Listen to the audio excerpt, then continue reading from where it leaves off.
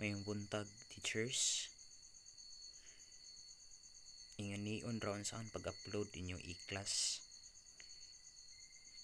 Nadira ay instruction for those who have not uploaded yet their e-class record. Please upload na arong ma-consolidate for QRA.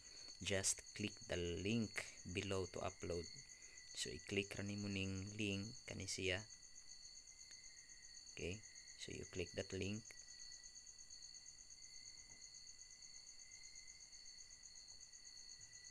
And after that, magawas ang grade submission.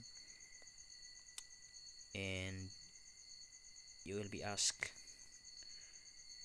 to input your name,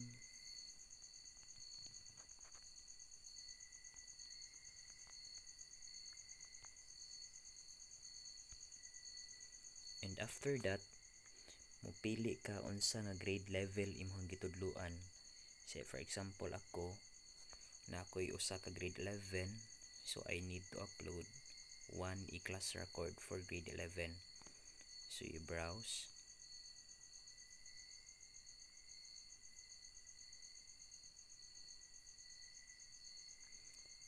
you select your e-class record for grade 11. Maghuwat ka nga magawas balik ni kaning grade 11, yan na ni naka-attach nga e-class record.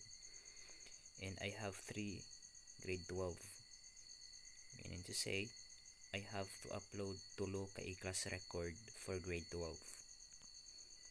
Browse,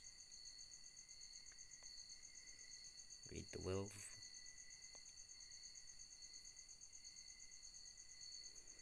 so nana ko'y usa nga na-attach sa grade 12, usa sa grade 11. So since tulo ang gitudluan sa grade 12, I still have to add file for grade 12.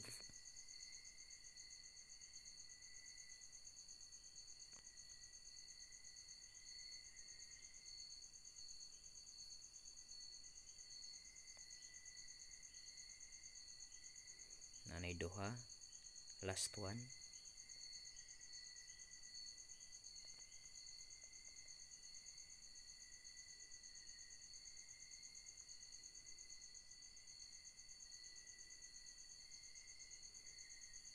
And since na ako'y usa ka grade 9, mag-add sa kog file sa grade 9. Browse, add my e-class for grade 9.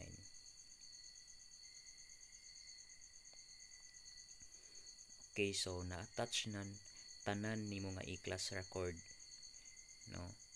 So I have one for grade 9, I have one for grade 11, and also 3 for grade 12. You are now ready to click submit.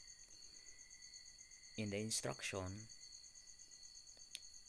no, finalized e-class only. Supposedly it should have an LRN, supposedly. So you can only submit once, meaning to say dapat ma-attach nimo tanan nga e-class nimo before hitting the submit button. Okay, so you click submit. Once you click submit, all this data will be saved on the folder for each grade level, and all these e-class records will be downloaded by the Dismaya coordinator for QRA consolidation. So mao ra to, salamat.